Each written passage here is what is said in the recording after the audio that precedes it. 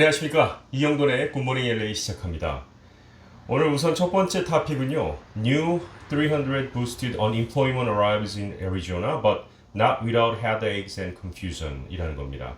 그러니까 애리조나에 $300의 이 새로운 실업 급여가 도착을 했는데 not without headaches and confusion 그러니까 두통하고 혼동이 없는 것은 아니다. 그만큼 뭔가 좀 이렇게 원활하게 도착하지 않았다. 뭐 이런 얘기가 되겠죠. 애리조나에서는 트럼프 대통령의 지난 8월 8일 메모랜덤에 의해서 제정된 연방 실업급여에서 주당 $300의 신규 발급을 승인한 첫 스테이트 중에 한 주였죠. 주에서 주는 실업수당은 최대 $240의 혜택을 받고 있는 스테이트가 애리조나인데요. 미 전국적으로 봐도 가장 낮은 스테이트의 하나죠. 근데 이번 주부터 지원금을 집행하기 시작을 했습니다. 연방에서 매주 $600를 주던 것을 300으로 낮춘 트럼프 메모랜덤이 8월 1일로부터 소급 적용이 되는 것으로 되어 있는데, 그런데 많은 대다수의 애리조나 사람들이 예상한 것처럼 미 지급금이 소급 적용되어 계좌에 입금되는 것을 보지 못하고 있다라고 이 기사는 전하고 있는데요. 한편 애리조나 센트럴의 보도에 따르면 애리조나 DES는 캘리포니아로 보면 EDD 같은 곳입니다. 지난주에 소급 지급을 제공하기 위해 노력하고 있으며 이번 주 후반에 이 지급을 시작할 것으로 예상은 하고 있다라고 얘기를 했습니다. 굿모닝 LA에서도 말씀을 드렸지만 각 주마다 이 지금 시스템을 구축하는 것이 쉽지 않다라고 이렇게 알려지고 있습니다. 어쨌든 애리조나에서 일단 지급이 시작이 됐고 이번 달 말쯤에는 소급 적용을 하겠다고 했으니까요. 한번 지켜봐야 되겠는데요. 자, 이 미 전국적으로 제이콥 블레이크에 대한 경찰의 과잉 총격에 항의하는 시위가 연일 격화되는 가운데 심야 시위 도중에 총격으로 2명이 숨지는 사건까지 벌어졌습니다. 블레이크 사건이 일어난 위스콘신주 코너샤에서는요, 사흘째인 어제도 심야 격렬한 시위가 발생했고 시위 도중에 총격 사건이 발생해 2명이 숨졌다고 언론이 보도를 했습니다. 현지 시간으로 밤 11시 45분께 일어났는데요. 시위 참가자들이 무장한 남자들과 대치하는 과정에서 일어난 총격으로 최소 3명이 총격을 맞았고요. 그중 1명은 생명에는 지장이 없는 것으로 알려지고 있습니다. 이 총격을 들었던 사람들은 스스로 자기 가게를 지키기 위해서 총기를 들고 나선 것이고요.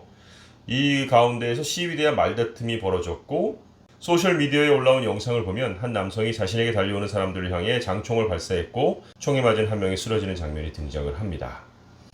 자, 한편 이 7발이나 등 뒤에서 총을 맞은 블레이크는 하반신을 못 쓰게 될 것으로 알려지면서 이 시위가 한층 격화되고 있는데요. 현재 토니 에버스 위스콘신 주지사는 위스콘신주에 비상사태를 선포했고요. 커너샤에는 주 방위군 250명이 투입되어 있는 상태입니다. 이 시위는 현재 위스콘신주 커너샤를 넘어서 뉴욕, 로스앤젤레스, 샌디에고, 포틀랜드 등 미 전역의 주요 도시들로 확대가 되고 있습니다.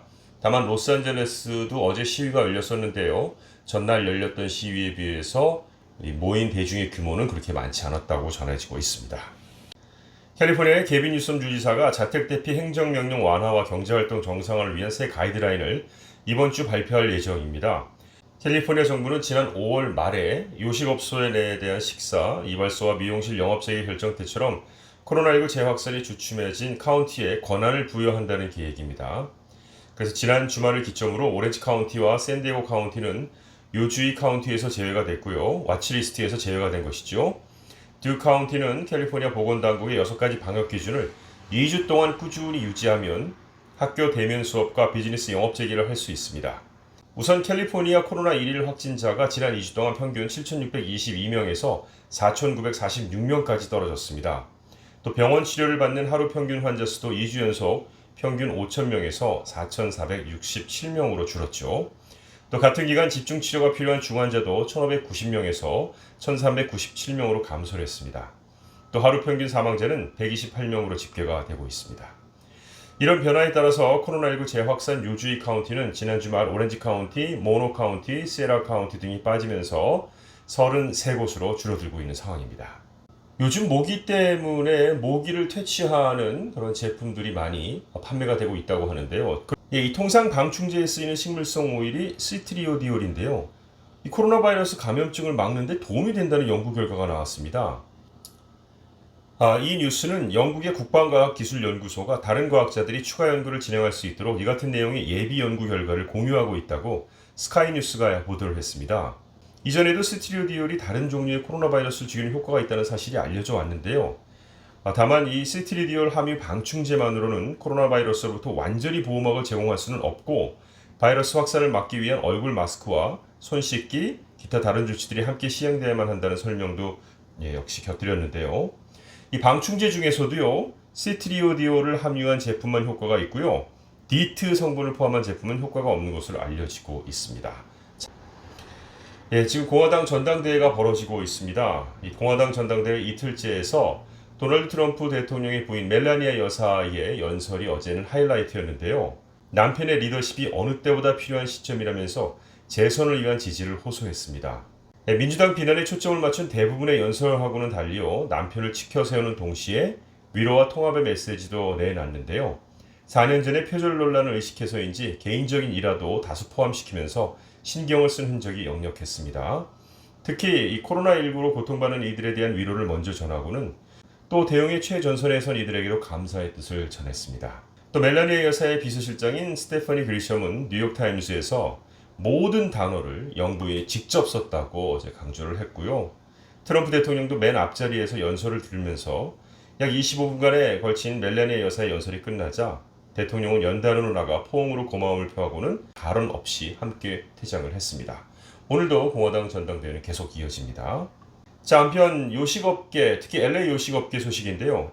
에릭 가세티 LA 시장이 지난주 레스토랑들이 보도와 주차장 같은 공공장소에 야외 식당 공간을 설치할 수 있도록 허용하는 LA시아의 알프레스코 프로그램을 원래는 8월 말에 만료할 예정이었지만 최소한 올해 말까지는 연장한다고 발표를 했습니다. 알프레스코 프로그램은 코로나19 팬데믹 사태로 실내 영업을 하지 못해 타격을 입은 식당들이 식당 앞 주차장이나 도로 등 야외에서 영업할 수 있도록 허용한 프로그램인데요. 혹시 아직까지 야외에 식사 서비스를 설치하지 못하신 분들은 생각을 해보셔야 되겠는 게 LA 시의회에서도요, 영구적으로 LA에서 이렇게 야외 공간에 식사를 할 수 있는 입법안을 마련하고 있다고 합니다. 오늘 LA 날씨는 조금 주춤하겠지만 남가주 날씨는 계속해서 이번 주까지 무더울 것으로 예상이 되고 있는데요. 플로리다의 얘기입니다. 마이애미의 한 경찰관의 아내가 자택 앞에 주차되어 있던 남편의 순찰차에 들어갔다가 못 나와서 4시간 30분 동안 갇히는 바람에 의식을 잃고 사망한 사건이 있었습니다. SUV 차량 형태의 순찰차 뒷좌석은 내부에서 문을 열 수 없도록 잠금 장치가 되어 있었고요. 사고 당시에 바깥 기온이 화씨 92도에 달했다는 것입니다. 이 경찰 남편은요, 야간 근무를 마치고 돌아와 순찰차 문을 잠그지 않은 상태로 주차를 했고 사고 당시 집에서 취침 중이었다고 진술한 것으로 알려져 있습니다.